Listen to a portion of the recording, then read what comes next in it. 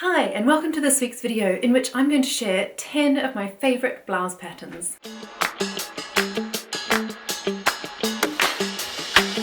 Hi, I'm Amelia and this is my channel Sew Amelia, where I talk all about making a handmade wardrobe for me and my children.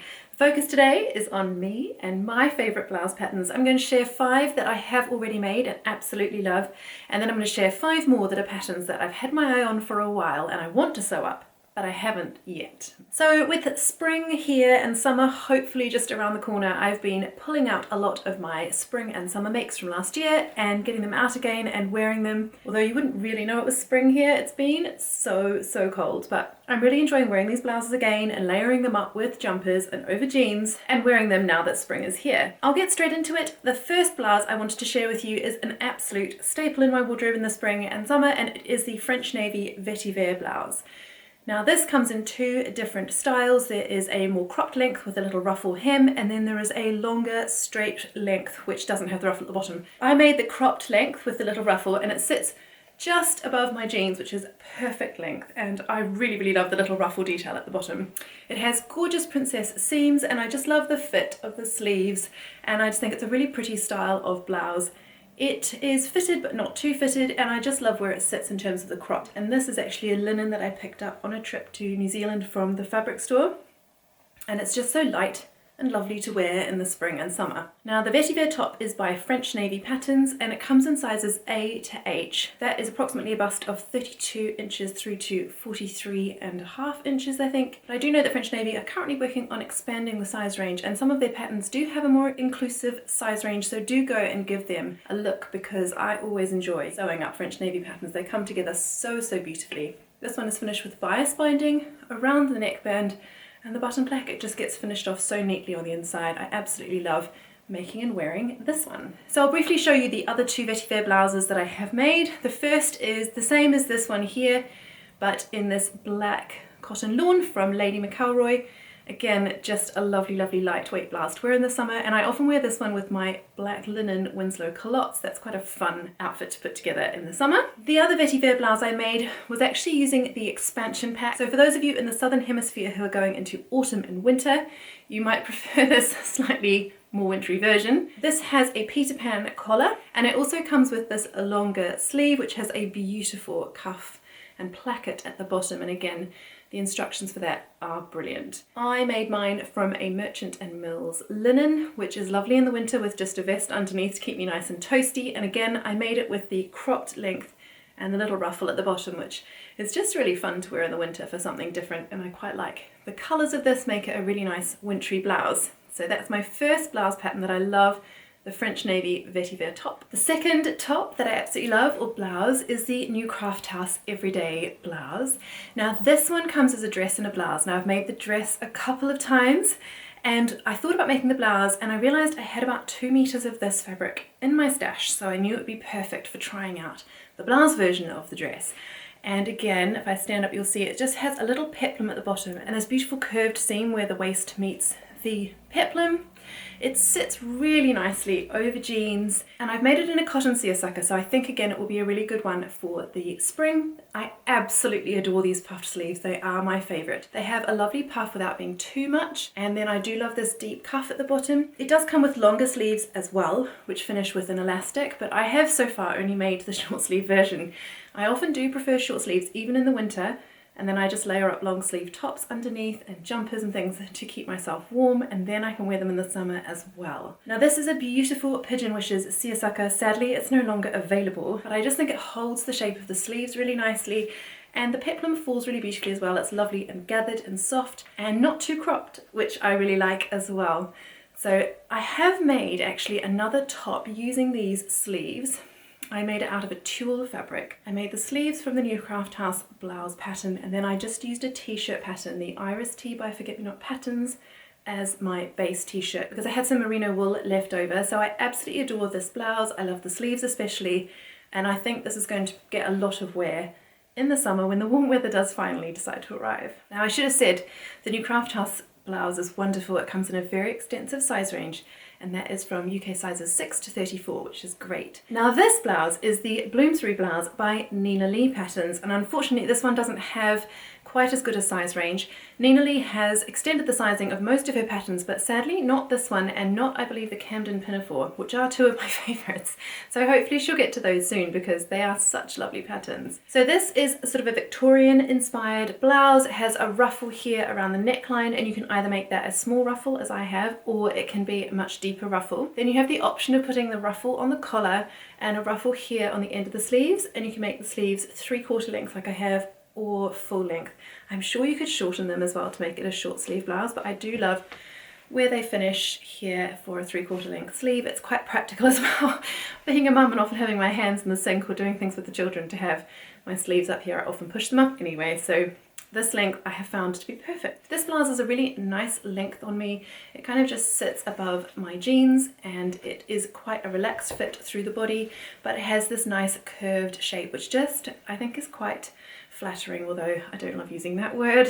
So it does come in sizes 6 to 20, so that is a bust of 32 inches through to a bust of 46 inches. Now the closure on the back is buttons, which is really good fun, but I was worried initially about how I was going to do it out and get in and out of it, but really I only need to undo the button at the neck and I can just take it on and off quite easily. So I really only ever unbutton the top button because there is a little bit of an opening below the top button. So it is relatively easy to get in and out of, and I just think this is a really lovely one, particularly perhaps for the spring and the autumn with this length of sleeve. And I've been really enjoying wearing this on the cooler spring days. So that's blouse number 3, the Bloomsbury blouse by Nina Lee. Now this is the most recent blouse I've made. I recently finished sewing this, and this is the Nautilus top by Marilla Walker. It came in her sewing zine, I think it was called Journal 4, and I really enjoyed reading the whole journal, but especially making this pattern, which is why I bought it.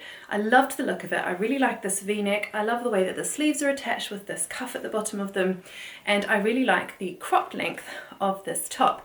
Now if you follow Marilla Walker over on Instagram, she has come up with so many different ways of adding skirts to this, changing it, hacking it around to make dresses and all sorts of different things. So I really liked the versatility of this blouse pattern as well. Now I ended up sewing it in this seersucker, which sadly has sold out. It was from Sew Me Sunshine.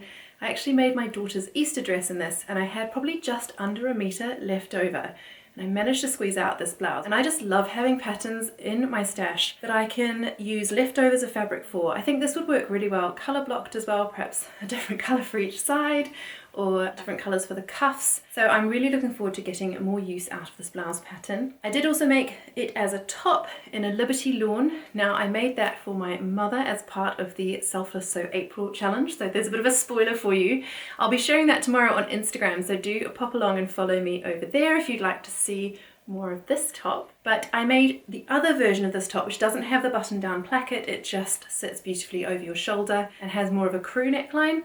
It's again such a lovely style of top, very relaxed fit, nice and cropped, but not too cropped. And I did really enjoy making that one and sending it off to my mum. Now I made my mother a skirt from this Liberty fabric, which was so lovely to work with, and then I had a remnant left over, and I just couldn't bear to see that go into my remnant bin. So I did use what was left over to make the top, and I think it looks really cute styled with the skirt, or worn on its own with jeans or trousers. So I hope she enjoys wearing that one, and I can see myself making another Nautilus top just like that version in the future with some more leftover fabric. So that's pattern number 4, an absolute favourite. I have been wearing this non-stop since I made it, and that is the Nautilus top by Marilla Walker. Now the 5th blouse pattern that I have sewn and love is this Marnie blouse. I'm sure you'll recognise it. It's been very, very popular. This is a Tilly and the Buttons pattern. Now initially I did make this one as the dress, but I did find that the dress came up a little bit too short on me, so I did just cut off the bottom of the skirt and turn it into a Marnie blouse. And actually I much prefer that, and I've been getting a lot more wear out of it as a blouse. I used this viscose fabric that was in my stash because this was just meant to be a toile. I wasn't sure if the style of this would really suit me, but I do really like it, especially in this viscose, and I have been wearing it throughout the winter months, and so I thought I would include it because I do like it, and you could quite easily make it with the short sleeve and just not add this bottom part of the sleeve on. But I thought I'd include it again for my Southern Hemisphere friends who are going into the winter. It is a lovely pattern to wear. Now today I have just tucked it into my jeans, a bit of a French tuck, and it's just a lovely, casual, relaxed blouse. I do love the way that the sleeves are gathered here into this seam, makes them nice and voluminous, but in this viscose, I don't think it's too much. I'm not sure I'd make it in anything other than a viscose, if I'm honest. I do really like the way it sits in a viscose, there is this seam here across the chest, and then the viscose kind of drapes. So I think anything more stable, like a cotton, would probably just end up looking a bit more tent-like on me. That's my personal preference, is to make it in a viscose, which is just softer. Now, I did make it with the sleeve ruffles and the ruffle around the neck, because I do love a ruffle. The instructions tell you simply to hem the ruffles on the sleeve. Now, I knew if I was to do that, you would see the underside of the fabric, which I didn't want. So instead of hemming them, I just cut out 4 of these ruffle pieces, and I sewed the ruffle pieces together so that when it flips over, you just see fabric on the underside rather than the back of the fabric, and I think that looks really, really nice. Looking forward to next autumn and winter actually, and making a few more of these Marnies for my wardrobe, because like I say, I have reached for them an awful lot, and they're quite practical to wear with jeans when I'm running around after the children. So that's pattern number 5, the Marnie blouse by Tilly and the Buttons. So the next 5 blouse patterns I'm going to share with you are blouses that I've been seeing on the internet and that I absolutely love the look of, and that I will hopefully get around to sewing in the next year or so. I really love browsing the Sewn website. I think their clothing is beautiful. I love the French style of their garments, particularly their shirts and blouses. So I have recently been inspired by several of their blouse patterns, and so you'll notice that in these next couple of blouses I really have been quite heavily inspired by the style of Sewn. Now, the first blouse is the Gibson Girl blouse by Folkwear Patterns. This is again quite a Victorian or Edwardian style blouse with lace inserts, although you don't have to include those. The pattern itself is a yoked blouse with a high neck, but I do love the lace inserts, so if I made this one, I would definitely want to include lace in my blouse. The pattern itself comes in a small to a 3X, and you can make it with pin tucks as well, and it just hangs really loosely. It looks like a nice length either to tuck into jeans or to wear out, and it does come with a belt piece so that you can tie it around your waist, and that gives it quite an Edwardian look as well. The other pattern that I have been loving recently is the Mome blouse by P&M Patterns. This is the most beautiful blouse. It has seams down the front here, and you can tuck frills in going from the shoulders down the front of the blouse, and I just think it looks stunning, particularly in the broderie anglaise version that they have got on the website. Now, the Mome blouse comes in sizes 34 to 52, so that's a bust size of 31.5 inches through to 48 inches. Now, the amazing thing about this pattern is that you can sew it. I think they said there are 92 different versions and ways you can sew this, including they have hacks on their website of how to turn it into a shirt and also how to turn it into a dress. So again, I love the versatility of this pattern, and I think if I can see a really beautiful broderie anglaise this summer, this one may well be on my makes list. They also have a children's version of this pattern, and my daughter is still probably a little too little to be wearing blouses, but it's certainly one that's on my list for her perhaps when she is a little older.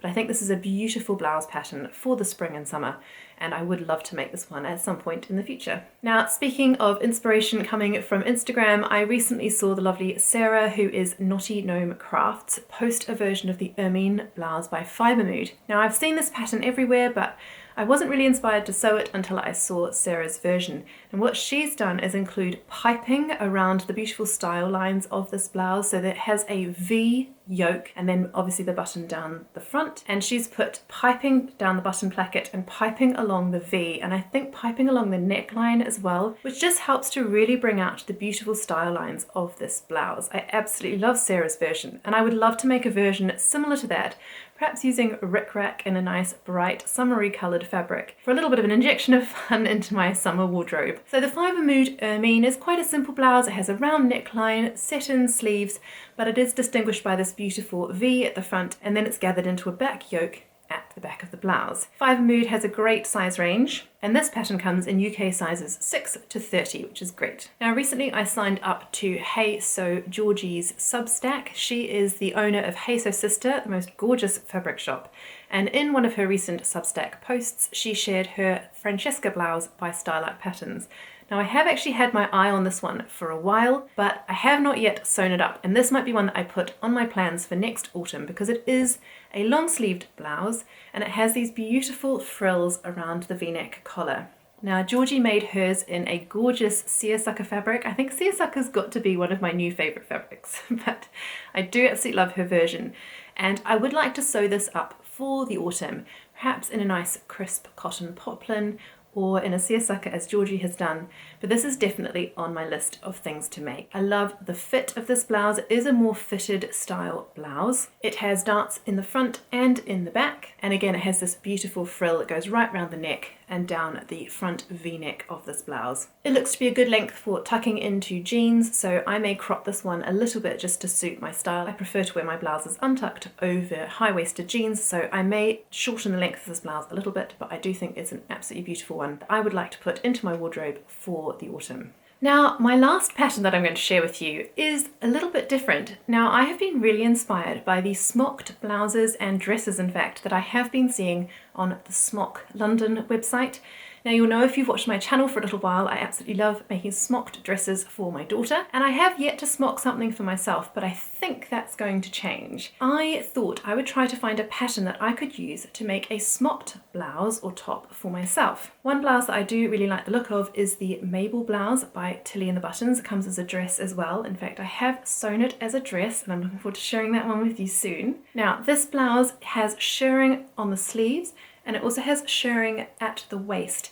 But I wondered about replacing that shirring with some smocking, because obviously the smocking will gather in not too differently from the shirring. So I wondered about using that pattern as a base for a smocked blouse, and in fact I'll give you a wee sneaky peek because I have started working on a bit of a wearable toile for that idea. Here is my sleeve. You'll see I do tend to put washi tape on my pattern pieces because obviously this is a linen and it's quite hard to tell the front from the back. So that's what that is just down there. And then I have added some smocking. Now this fabric is from Merchant & Mills. It is a viscose linen, I think. It's such a lovely light fabric, but it does have enough hold for the smocking. And its a colour is called Granita. It's quite a raspberry pink colour. And then I've chosen to do the smocking in a bright yellow colour, which I just think looks really fun for the summer. And it's a great contrast with that raspberry pink. So that is one of the sleeves from the Mabel dress pattern. I just thought I'd give it a go because I'm not quite sure about sizing, because obviously with smocking you need to make it quite wide so you can pull it in and then smock it. So I'm just playing around with that at the moment, and if it works I will be sharing it in my next makes video and hopefully on Instagram soon. Now if that doesn't work, another beautiful pattern that I've seen is called A Garden of Smocking Designs, and it's the cornflower dress. Now this looks like a really interesting blouse pattern. It has got a very Edwardian feel to it. It's more of that bishop style of shirt with smocking all the way around the top of the bodice, and then satin sleeves with smocking around the bottom of them. I do believe there are 2 or 3 different sleeve options with this pattern, so it is one that I could investigate purchasing and working on if my Mabel idea doesn't turn out the way I hope. So that's my 5th blouse idea, is a smocked blouse. Which pattern I decide to go for in the end, I'm not sure, but I am really enjoying playing around with this idea of making myself a smocked blouse. So I really hope you enjoyed seeing those blouses today. I hope you found something there to inspire you with your spring or autumn makes. I do absolutely love those 10 patterns, and I'm really excited to sew up some of those ones that I haven't made before, and to get my lovely spring and summer blouses out from storage and hopefully wear them now the warmer weather is coming. If you did enjoy this video, please do leave a like, and if you haven't yet subscribed, it would be great to have you as one of my regular viewers. So do hit that subscribe button and the notification bell, and then you'll be made aware of when I publish future vlogs. Thanks so much for watching. Do let me know in the comments below if you're making a blouse at the moment and which patterns are your favourites. I would love to know. I hope you have a lovely week ahead, full of lots of happy sewing, and I shall see you in my next video. Goodbye!